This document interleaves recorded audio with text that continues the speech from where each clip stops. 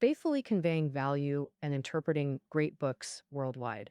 Hello, this is Sally's Book Talk. Today I'll be interpreting the book Creativity for you. Creativity is arguably one of the most valued qualities today. Company bosses want creative employees who continuously develop new products. Parents also hope to cultivate their children's creativity early, giving them a head start. But if you ask people what creativity actually is, how do you foster creativity? Well, probably everyone's answer is different. You'll hear all kinds of responses. That's when we should listen to the experts. The author is renowned psychologist Mihaly Csikszentmihalyi, best known for creating flow theory, which explains achieving happiness. Beyond that, though, Mihaly has also deeply researched creativity. He believes creativity not only drives societal progress, but also brings greater happiness. When painters apply pigments or mathematicians ponder formulas, they gain self-actualizing fulfillment. Life feels rich and meaningful. To study creativity's essence, Mihaly reviewed vast research and interviewed creative professionals, including 14 Nobel laureates. Through this process, he discovered many widespread misconceptions about creativity. For instance, many immediately think of famous geniuses like Einstein, who proposed relativity, or Jobs, who transformed mobile tech. But Mihaly argues individuals are merely a small part, not even the most crucial aspect of creativity. To truly understand creativity, we must examine it from a higher systemic perspective. In creativity, Mihaly constructs a creativity system to help us better grasp its nature. He also provides numerous suggestions for cultivating and applying creativity. Now, I'll unpack the book's core ideas through three key questions. First, what elements constitute creativity? Second, how does creativity operate? Third, how can we enhance personal creativity? Let's begin with the first question. What elements make up creativity? In the book's opening, Mihaly first defines creativity. Creativity is the ability to transform a specific domain of society, which can manifest as an idea, action, or thing. The key point of this definition is to address the most common misconception about creativity, confusing it with talent. Actually, these are two different abilities. Talent means being skilled in an area, but no matter how talented or accomplished someone is, it doesn't guarantee creativity. For example, an NBA superstar is undoubtedly talented, but that doesn't mean he has creativity, because what he does, other players also do. He's just the best at it, but he hasn't brought innovation to basketball. So who are the people rich in creativity? A classic example is Van Gogh. During his lifetime, Van Gogh was obscure, achieved no recognition, painted over 900 paintings, but sold only one. His life was utterly bleak. It wasn't until after his suicide that people realized Van Gogh's artistic value. His Impressionist style influenced the entire 20th century art world, inspired countless creative sparks, and transformed aesthetics. So to judge if someone has creativity, we shouldn't look at talent or achievements, but whether they've changed people's views through innovation. So what elements make up creativity? Most people see creativity as a personal ability, like singing or dancing. Some are good at it, some aren't. But Mihaly believes this can't explain phenomena like why creative talents cluster, such as many influential artworks emerging from Florence during the Renaissance. If creativity were only about individuals, we'd have to assume something unusual happened in that city. That genetic mutations kept producing brilliant artists is clearly far-fetched. Mihaly argues that creativity relies not just on individuals, but on the broader social environment. Creativity is closely linked to three elements: the domain, the field, and the individual. First, let's discuss the domain, which refers to a professional area built from related knowledge. For example, painting, physics, law, each is a distinct domain with its own knowledge system. To study physics, you need to memorize various formulas and laws. To study law, you need to read tons of cases and regulations. So-called innovation is the process where people discover new knowledge and transform existing domains. For example, Einstein developed the theory of relativity based on Newton's classical physics. The characteristics of knowledge in different domains affect how creativity manifests. In some fields like mathematics and physics, contributors often make breakthroughs young, with discoveries becoming harder as they age. This is because these domains require rigorous logic, clear structures, and demand high mental acuity and quick thinking. And so even geniuses like Einstein completed their physics innovations before age 40. The counterexample is artistic painting. Painting is a less structured domain, filled with various schools and styles. Learning painting requires immense time and effort, and innovations often need decades for recognition, much like Van Gogh. And therefore, developing creativity in art usually requires longer periods of maturation. Simultaneously, knowledge renewal within a domain can stimulate creativity.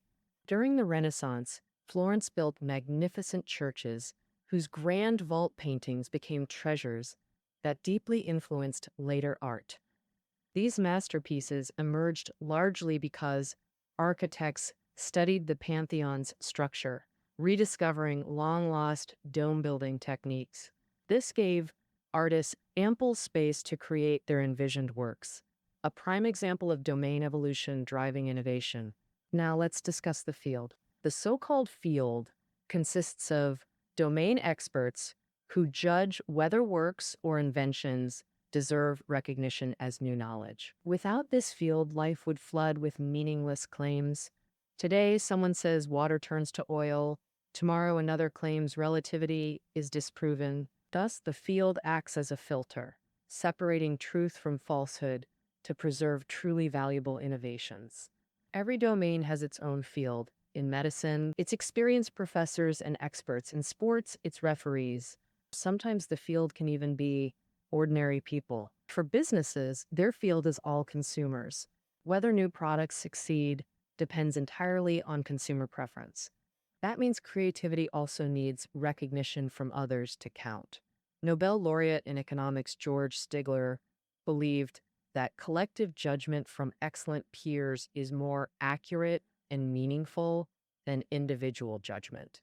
Persuading contemporaries to accept one's ideas is a responsibility scientists should shoulder.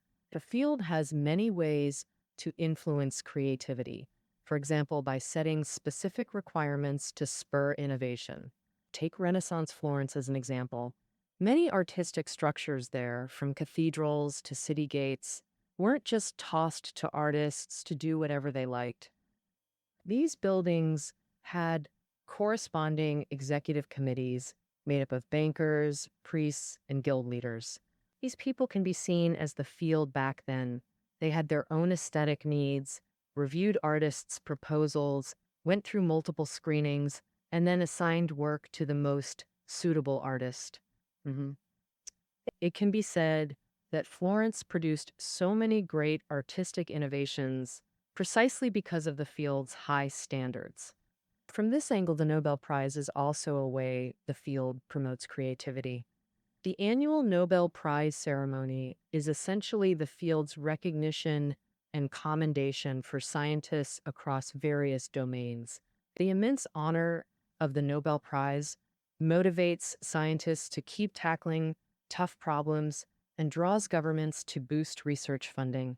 For instance, in 2001, Japan's government rolled out a series of scientific development measures to achieve a goal of 30 Nobel Prizes in 50 years. Finally, let's discuss what kind of individuals are more creative. When Mihaly asked his interviewees what made them different from others, curiosity is one of the most common answers. Everyone who's made innovative contributions in their field can share fun anecdotes about curiosity. Physicist Hans Bethe was filled with curiosity about mathematical calculations from age 5. At 8, he began researching exponentiation. Linus Pauling, who won the Nobel Prize in chemistry twice, helped mix medicines in a pharmacy as a child. The chemical changes between substances deeply fascinated him. Wanting to understand the principles behind it naturally led him to chemistry. Curiosity gave them extraordinary passion, driving them to overcome obstacles and persistently pursue their path, ultimately achieving success. Creative individuals often display contradictory personalities in different contexts, enabling them to harness diverse possibilities to explore the world to its fullest. For example, they can show introversion to endure solitude and hone their craft, while displaying extroversion to actively engage with the academic field.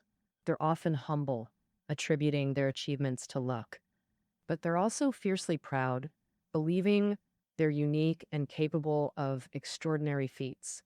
Additionally, Mihaly found these creative people deeply love their work, often experiencing flow, a state of total immersion where self-awareness dissolves. All right, let's summarize the first section. Unlike talent, creativity focuses on transforming existing domains of knowledge. Creativity relates to three elements: the domain, the field, and the individual. Creative individuals often have complex personalities, curiosity, and frequently experience flow.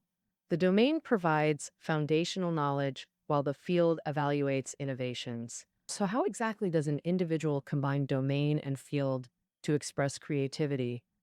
Next, our second question explores how creativity operates.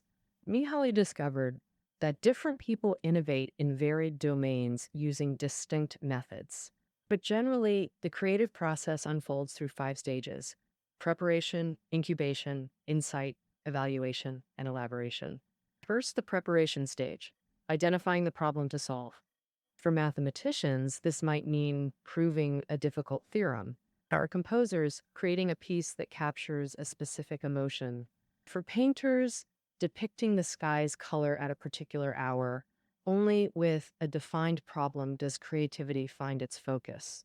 In problem finding, maintaining curiosity and interest is crucial, letting us approach everything openly to continuously discover new challenges. So, where do these problems originate?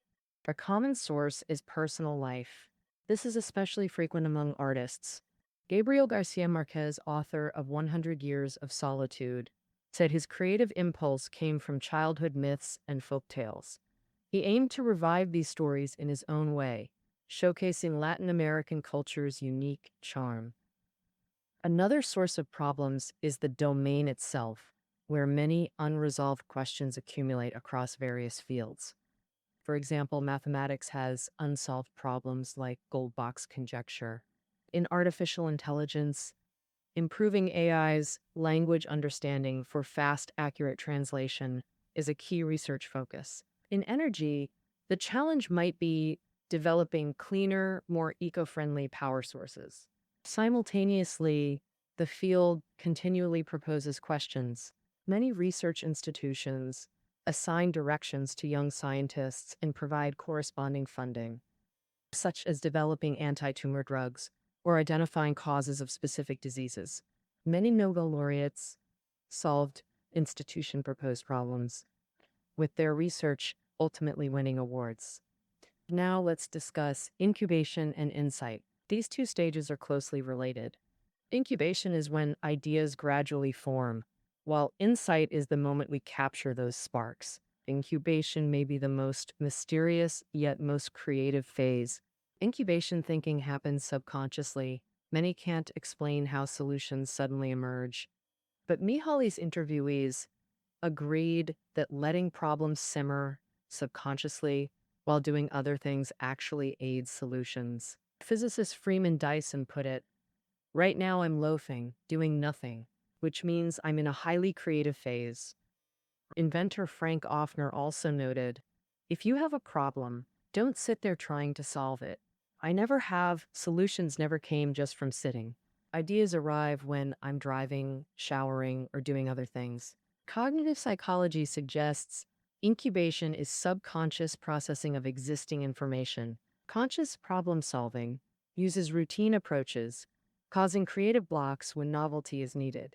But subconsciously, Without rational constraints, information combines more freely, sparking innovative ideas. This might mistakenly suggest idle time alone creates inspiration. In reality, innovators do extensive thinking and preparation before entrusting problems to the subconscious. Many have heard the story of chemist Kekule, who racked his brains studying benzene's structure. While dozing off, he dreamed of benzene rings, linking head to tail like a snake, forming a circle. In that instant, he suddenly understood benzene's structure. Kekule had this insight only after prolonged contemplation. His subconscious processed ample material, not because dreams magically solve problems. When insights move from subconscious to conscious awareness, we enter the evaluation stage.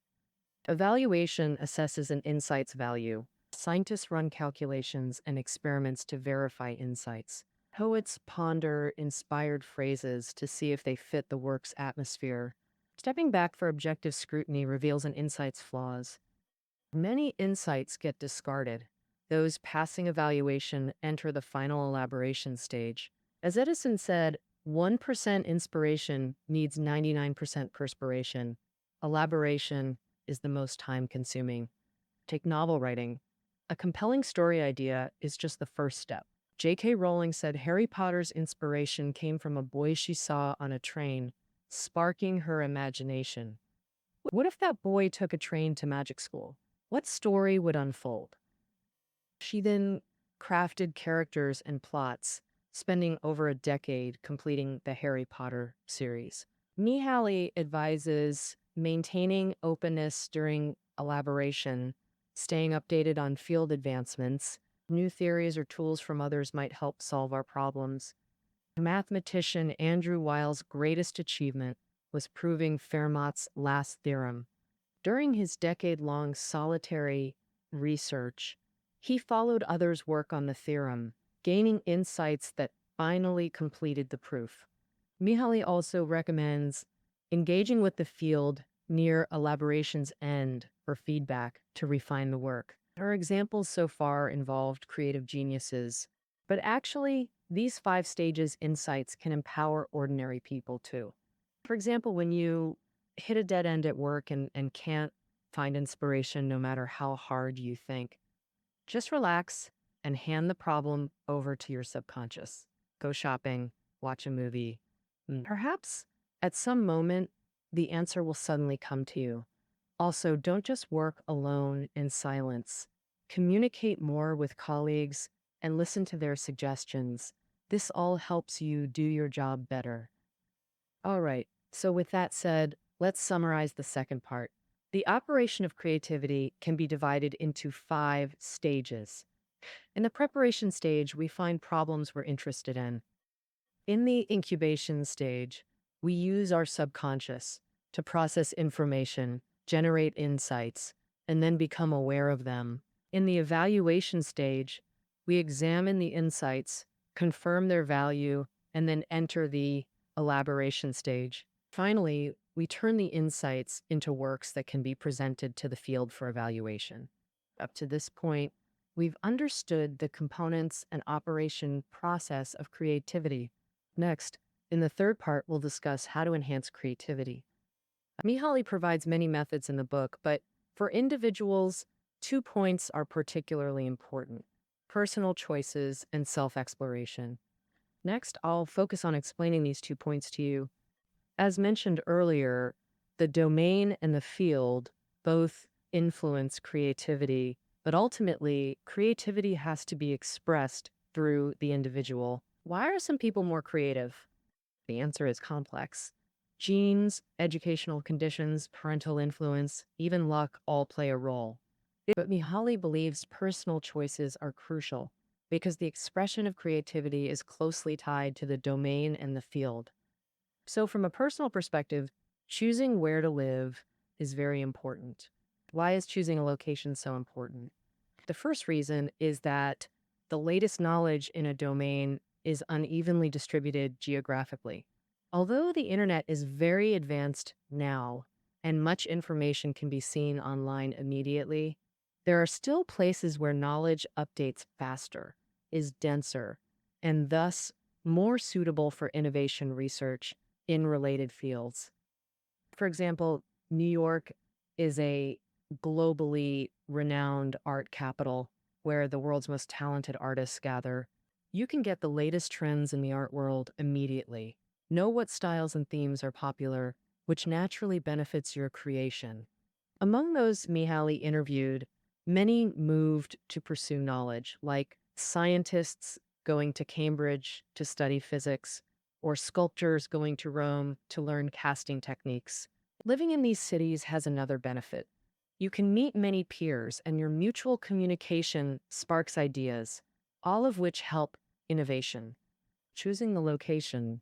The second reason is that opportunities to access the academic field are also closely tied to one's geographic location.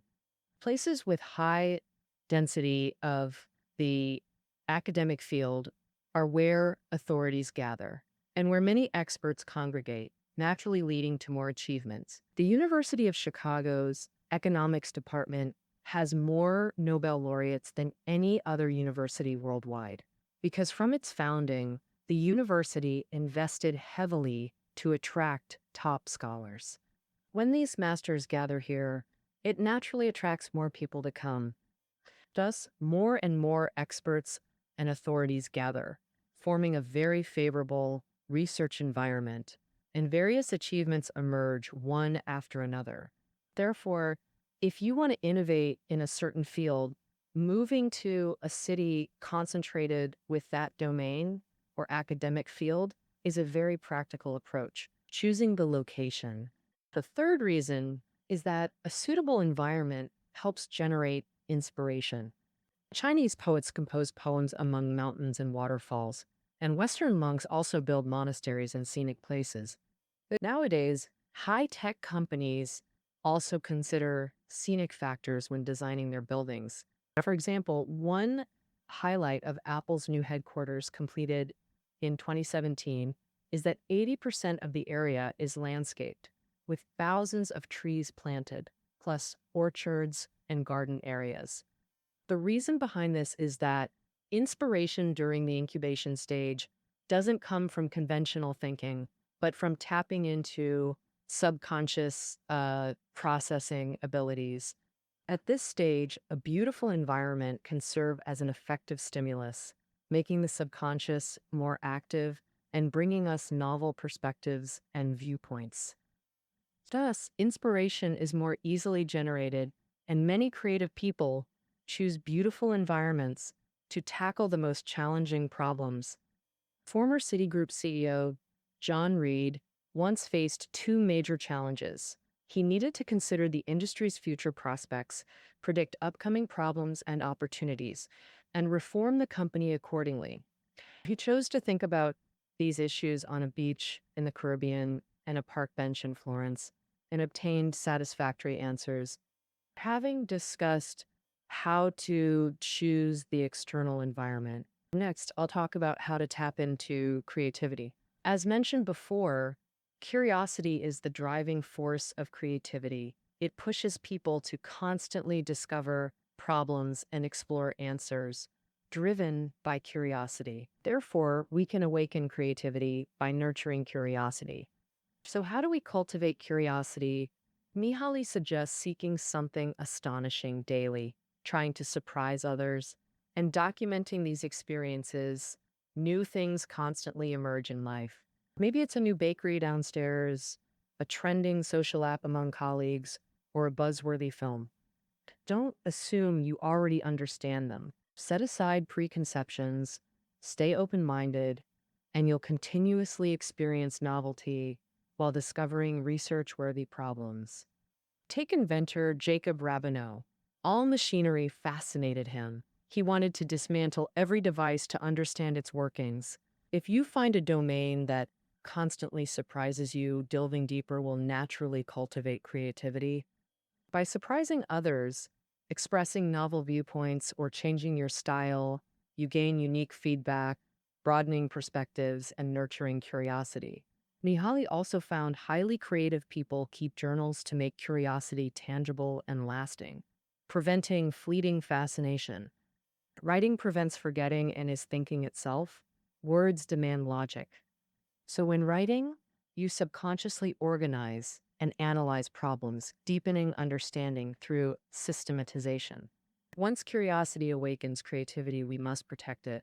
Avoid external temptations and distractions to maintain focus. Everyone has limited energy, and innovation is profoundly draining. Thus, innovators carefully manage energy, minimizing non essentials. Many found Einstein's attire peculiar. He always wore the same old sweater and trousers. For Einstein, energy was too precious to waste on outfits. Hearing this, you might question, earlier we advocated openness and changing styles. Now it's minimize non essentials and wear anything. This is because different stages of creativity have different requirements. When you haven't found an interesting problem yet, maintain an open mindset to explore various possibilities and discover suitable goals. And once you've identified a problem to delve into, focus your limited energy entirely on that target. So, how exactly do we do this? Mihaly offers 3 suggestions. First, manage your daily schedule. We each have our biological clocks. Some work most efficiently in mornings, others late at night. Some get hungry by 11 a.m. and can't concentrate. Others need afternoon tea to recharge before working. So align work schedules with biological rhythms to maximize creative output. Second suggestion, schedule time for reflection and relaxation. While focused work is crucial, periodically pause to reassess progress and pending tasks. As the saying goes, don't be so focused on the path that you forget to look at the road ahead. Regular reflection lets us pause and check if we've strayed off course. During reflection, engage with the field to learn recent developments and gather feedback on your work. This all contributes to problem solving. Meanwhile, prolonged work builds stress and fatigue. Relaxation refreshes the mind. The best relaxation isn't couch potato inactivity, but doing something different from daily routines. For Einstein, ideal relaxation meant leaving physics formulas to play his beloved violin. Some knowledge workers rejuvenate through physical activities like rock climbing or skiing. Third suggestion, redesign your workspace. Your lab or office is where you spend most time. Minimize distractions to your thought flow there. The simplest method, assign everything a fixed place to avoid searching interruptions. This doesn't demand tidiness. Some work amid organized chaos where they know exactly where everything is, which is perfectly fine. Additionally, you can place meaningful items in your workspace, like favorite books, family photos, pictures, or certificates. They serve as reminders of who you are, what achievements you've made, and what goals you have. This subtle psychological accession creates a space that enhances our focus and prevents attention from scattering. All right, with that said, let's summarize the content of part 3. For individuals, we can choose cities concentrated in domains or academic fields to live in beautiful environments, fostering inspiration and maximizing external support. At the same time, we can cultivate curiosity to awaken creativity. After finding an interesting problem, we should arrange our work schedule and workspace to minimize unnecessary attention waste and ensure maximum creative output. With that, the book Creativity is almost fully introduced. Let's revisit the main content of the book. Creativity consists of 3 elements: domain, field, and individual. An individual's work or theory must be recognized by the field as contributing new knowledge to the domain to complete innovation. The domain and field can influence in multiple ways. Creativity is an external factor that must be considered in its study. The operation of creativity can be divided into 5 stages. In the preparation stage, we find problems, and in the incubation stage, we generate insights. After gaining insight, we evaluate it, confirm its value for further exploration, and then refine it into a concrete work during the lengthy elaboration stage. To enhance personal creativity, We can choose to live in cities that offer the most resources, maintain curiosity about the world, and seek out domains and problems that interest us. After determining the direction, we must conserve our attention, resources, and focus as much as possible on work to ensure creativity operates efficiently. That concludes our interpretation of this book. The reading notes are below the audio. See you tomorrow.